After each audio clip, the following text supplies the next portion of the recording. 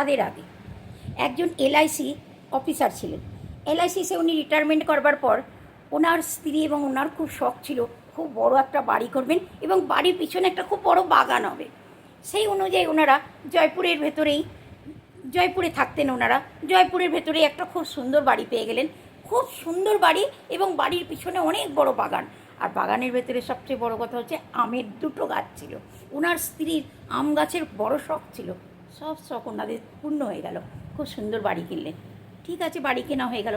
এবার অড়শি পড়শি আত্মীয় স্বজন সবাই ওদেরকে পরামর্শ দিল, একজন বাস্তুশাস্ত্র ডেকে নাও, কেননা তোমরা তো নিজেরা তো বানাওনি, বাড়িটা রেডিমেড কিনেছো, একটা বাস্তুশাস্ত্র কিনে নাও, দেখো যদি কোনো কিছু কমই থাকে সেটা দূর করে নাও।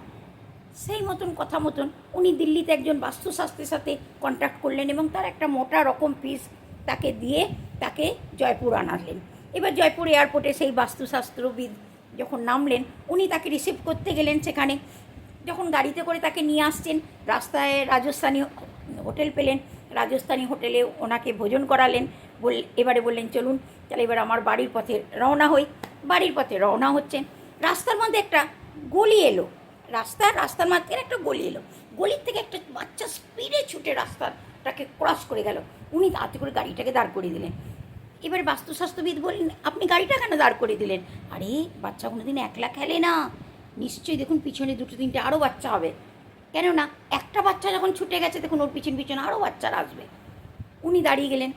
কিছুক্ষণ পর সত্যি গলির থেকে 3-4টে বাচ্চা আরও এলো দৌড়াতে দৌড়াতে। তারাও রোড ক্রস করে বেরিয়ে চলে গেলেন। তারপর তিনি তার বাড়ির কাছে গিয়ে পৌঁছালেন।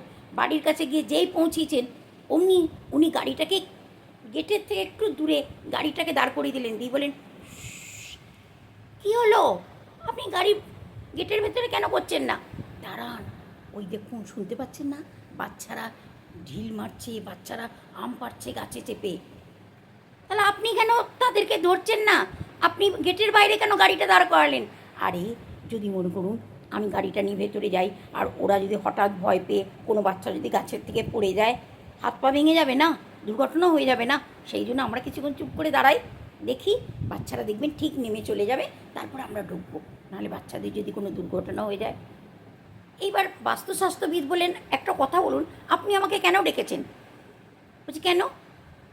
আপনার থেকে ভালো পজিটিভ থিঙ্কিং আর আমি দেখিনি এই দুনিয়াতে। আপনার এত সুন্দর পজিটিভ থিঙ্কিং, আপনার কাছে বাস্তুদোষ তো আসতেই পারে না আপনার মতন মানুষের সামনে। আপনি আমাকে খামোকা কেন ডেকে সময় খারাপ করলেন? বরং আপনার থেকে আমার শেখার অনেক কিছু আছে।